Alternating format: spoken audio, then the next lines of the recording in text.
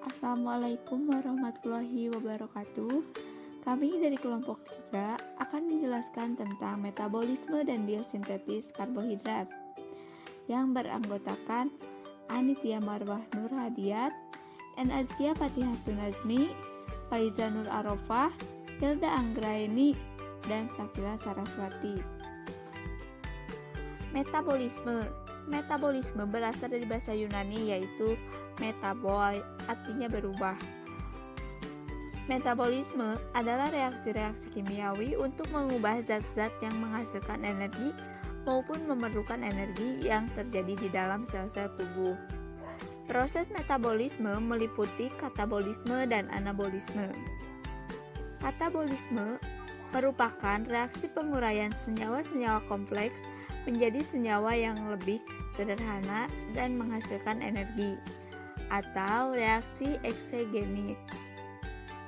Anabolisme merupakan reaksi penyusun dari senyawa-senyawa sederhana menjadi senyawa yang lebih kompleks dan memerlukan energi, atau reaksi endergonik. Yang selanjutnya yaitu karbohidrat.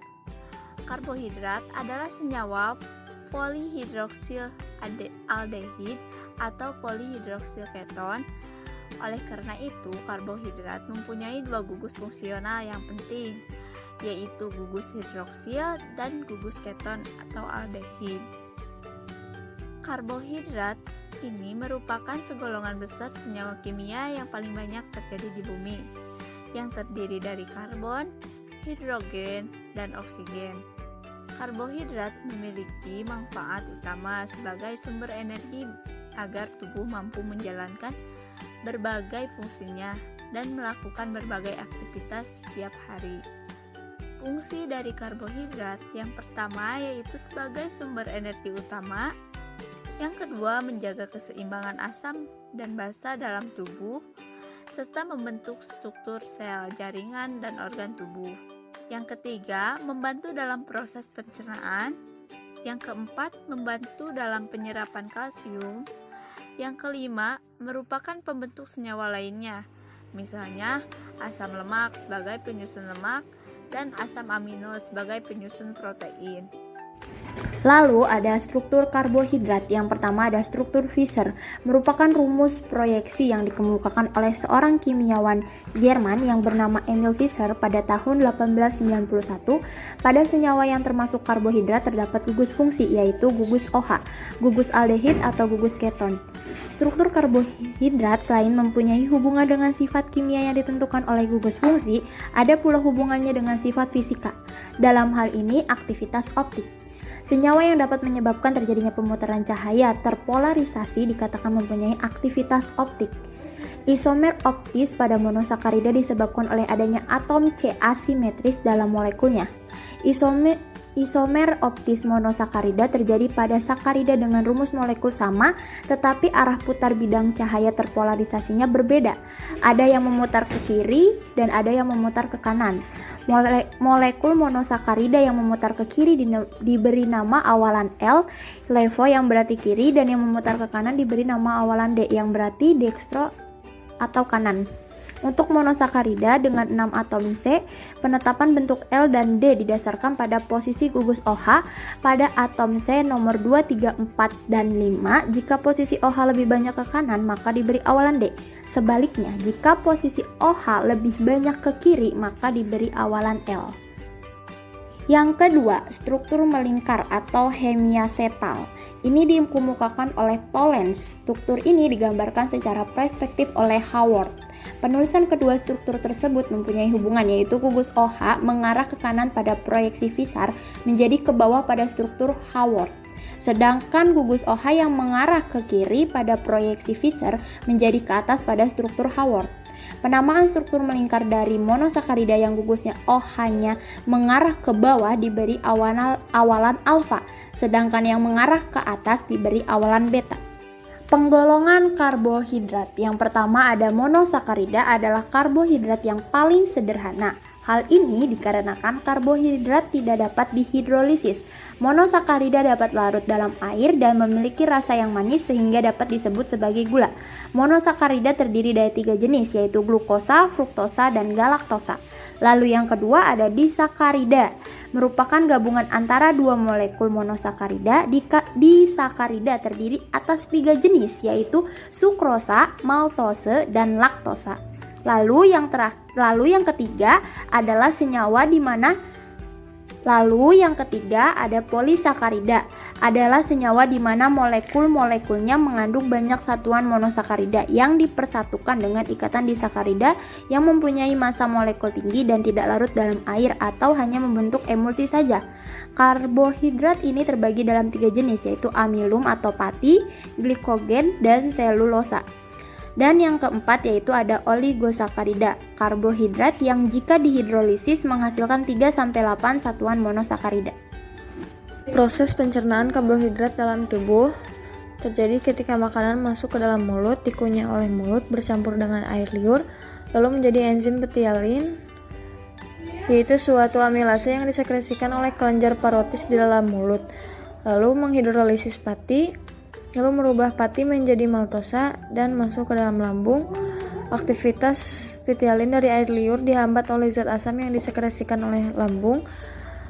Petialin merupakan enzim amilase yang tidak aktif saat pH medium turun di bawah 4,0, lalu masuk ke dalam usus 12 jari.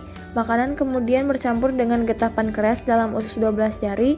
Jika pati yang belum dipecah akan dicerna oleh amilase yang diperoleh dari sekresi pankreas dan mengalami 2 proses, yaitu yang pertama masuk ke dalam aliran darah, kedua dirubah menjadi glikogen jika di hati terdapat kelebihan glukosa. Biosintesis karbohidrat, yaitu proses penguraian atau pemecahan karbohidrat untuk menghasilkan energi dalam bentuk ATP. Proses ini terjadi di dalam sel dan disebut respirasi internal. Karbohidrat pada proses respirasi internal ini berupa gula heksosa, yaitu glukosa. Glukosa akan dioksidasi untuk menghasilkan energi secara bertingkat melalui serangkaian reaksi yang disebut respirasi aerob atau reaksi yang memerlukan oksigen. Proses biosintesis karbohidrat yaitu sebagai yang pertama glikolisis, yang kedua dekarboksilase oksidatif, yang ketiga siklus Krebs, dan yang keempat transfer elektron. 1. Glikolisis. Glikolisis adalah rangkaian reaksi kimia penguraian glukosa, yaitu C6H12O6, menjadi 2 molekul asam piruvat senyawa yang memiliki 3 atom C. Reaksi ini terjadi di dalam sitoplasma dan bersifat anaerob. Berikut adalah tahapan dari proses glikolisis. 1. Penambahan glukus fosfat pada molekul glukosa dari ATP menjadi ADP dengan bantuan enzim heksokinase menghasilkan glukosa 6-fosfat. 2. Glukosa 6-fosfat diubah menjadi isomernya, yaitu fruktosa 6-fosfat dengan bantuan enzim fosfoglukoisomerase. 3. Fruktosa 6-fosfat mengikat gugus fosfat dari ATP menjadi fruktosa 1,6-bifosfat dengan bantuan enzim fosfofruktokinase. 4. Enzim aldolase membagi fruktosa 1,6-bifosfat menjadi 2 molekul gula yang berbeda dan merupakan isomernya, yaitu dihidroksiaseton fosfat dan gliserildehida fosfat atau PGAL. 5. Pada dihidroksiaseton fosfat dan gliserildehida fosfat, enzim mengkatalisis perubahan bolak-balik atau reversibel pada kedua gula tersebut. 6. Enzim triosa fosfat dehidrogenase mengkatalisis pemindahan elektron dan H+ dari substrat gliserildehid fosfat ke NAD+ membentuk NADH. Energi yang dilepaskan kemudian mengikat gugus fosfat sehingga menghasilkan 1,3 bifosfogliserat. 7. Gugus fosfat ditransfer ke ADP menghasilkan ATP. Sementara itu, gula 1,3-bifosfogliserat berubah menjadi 3-fosfogliserat oleh enzim fosfogliserokinase. 8. Enzim fosfogliseromutase memindahkan gugus fosfat sehingga menjadi 2 fosfogliserat. 9. 2 fosfogliserat melepaskan molekul H2O sehingga terbentuk fosfoenol pirufat oleh enzim enolase. 10. Gugus fosfat dari fosfoenol pirufat ditransfer ADP sehingga menghasilkan ATP lagi dengan bantuan enzim pirufat kinase untuk membentuk asam pirufat. Hasil akhir dari glikolisis adalah 2 ATP ditambah 2 NADH. Pembentukan ATP ini disebut dengan fosforilasi. Tahapan yang kedua adalah dekarboksilasi oksidatif. Dekarboksilasi oksidatif merupakan reaksi transisi yang mengubah molekul asam pirufat menjadi asetil-CoA atau koenzim A. Perubahan tersebut menghasilkan molekul CO2 dan NADH. Artinya, satu molekul asam pirufat akan menghasilkan satu molekul asetil koenzim A, CO2, dan NADH. Oleh karena pada tahap glikolisis dihasilkan 2 asam pirufat, maka dekarboksilasi oksidatif menghasilkan 2 molekul asetil koenzim A, 2 molekul CO2, dan 2 molekul NADH. Reaksi ini terjadi di matriks mitokondria. Berikut adalah tahapan dari proses dekarboksilasi oksidatif. 1. Asam pirufat yang terbentuk pada tahap glikolisis akan melepaskan elektron atau teroksidasi gugus karboksilnya sehingga pirufat akan diubah menjadi CO2. Yang kedua, sisa atom C dari pirufat akan ditransfer kelebihan elektronnya pada molekul NAD+ menjadi NADH. Pirufat akan diubah menjadi asetat.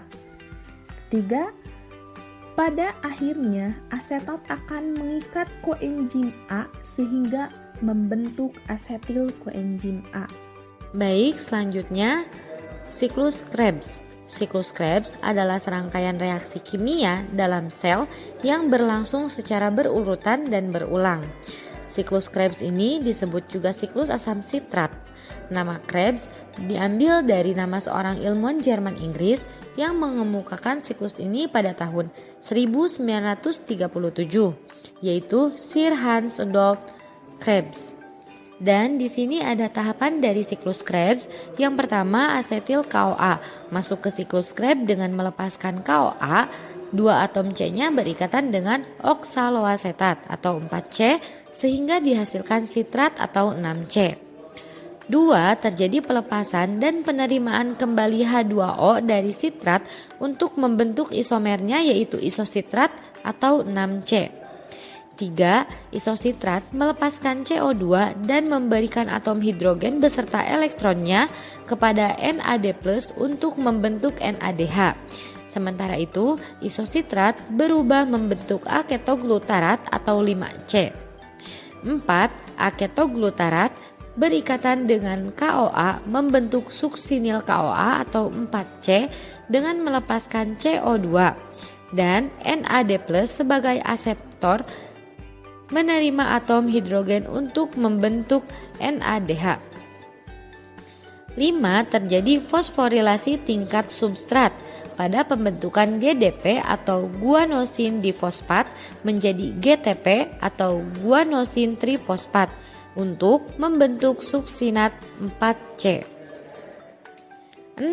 Suksinat memindahkan 2 atom hidrogen dan elektronnya kepada FAD+ untuk membentuk FADH2. Pembentukan fumarat atau 4 atom C melalui pelepasan FADH2 sehingga suksinat berubah menjadi fumarat atau 4C. Dan yang ketujuh, fumarat terhidrolisis mengikat satu molekul H2O sehingga membentuk malat atau 4C. 8. Malat mentransfer kembali H dan elektronnya ke NAD+ untuk membentuk NADH sehingga malat berubah menjadi oksaloasetat atau 4C. Dan hasil akhir dari total siklus Krebs ini diperoleh adalah 6 NADH, 2 FADH, dan 2 ATP. Selanjutnya adalah transport elektron. Tahapan ini merupakan tahapan akhir pada biosintetis karbohidrat, tepatnya pada respirasi aerob yang disertai pembentukan ATP paling banyak. Transport elektron berlangsung di dalam krista, yaitu membran dalam mitokondria. Reaksi yang berlangsung di dalam transport elektron adalah reaksi reduksi dan oksidasi antar senyawa NADH dan FADH. Kedua senyawa tersebut dihasilkan dari tahapan sebelumnya. Transport elektron yang melibatkan oksidasi NADH akan menghasilkan 3 ATP. Demikian halnya dengan oksidasi FADH2. Pada oksidasi FADH2, jumlah ATP yang dihasilkan lebih sedikit, yaitu 2 ATP. Itu yang disebabkan oleh kecilnya energi yang dihasilkan dari oksidasi FADH2. Sehingga pembentukan ATP dari NADH dan FADH ditulis dengan oksidasi 1 NADH akan menghasilkan 3 ATP. Oksidasi 1 FADH2 akan menghasilkan 2 ATP. Di sini dapat kita lihat jika seluruh ATP dijumlahkan mulai dari glikolisis sampai transport elektron. Yang pertama, glikolisis, jumlah secara langsung yaitu 2 ATP dan jumlah secara tidak langsung yaitu 2 NADH. 2 NADH dikali 3 sama dengan 6 ATP. Dan yang kedua ada dekarboksilasi oksidatif, jumlah secara langsungnya tidak ada dan jumlah secara tidak langsungnya yaitu 2 NADH. Dan yang ketiga ada siklus Krebs, jumlah secara langsung dengan 2 ATP dan jumlah secara tidak langsung ada 6 NADH dan 2 FADH2. Dapat dijumlahkan jumlah secara langsung berjumlah 4 ATP dan jumlah secara tidak langsung berjumlah 34 ATP. Jadi dapat diambil jumlah total dari ATP yaitu 4 ditambah 3 sama dengan 38 ATP yang dihasilkan dari mulai glikolisis sampai transport elektron. Sekian yang dapat kelompok kami sampaikan. Kurang lebihnya mohon maaf. Wassalamualaikum warahmatullahi wabarakatuh.